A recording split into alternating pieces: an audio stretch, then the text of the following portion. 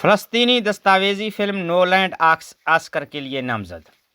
Film کی کہانی مقبوضہ کنارے سے تعلق رکھنے والے فلسطینی نوجوان کے گرد گھومتی ہے۔ فلمی دنیا کے بڑے انعام آسکر کے لیے فلسطینی دستاویزی فلم نو لینڈ کو نامزد کر دیا گیا ہے۔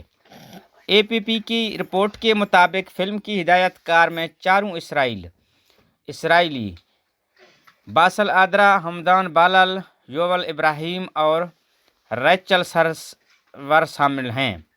دستاویزی فلم کی کہانی مقبوضہ مغربی کنارے سے تعلق رکھنے والے فلسطینی نوجوان ادرا کے گرد گھومتی ہے، جو اسرائیلی فوج کے قبضے کے خلاف مزاحمت کر رہا ہے۔ فلم نے پری آسکر ایوارڈز میں بھی کامیابی حاصل کی ہے، جبکہ سینما آئی آنر کی طرف سے بہترین فلم، آئی ڈی اے کی طرف سے بہترین فلم اور ہدایت کاری کا ایوارڈ اپنے نام کیا ہے۔ نیز برلن میں بہترین دستاویزی فلم کا اعزاز بھی حاصل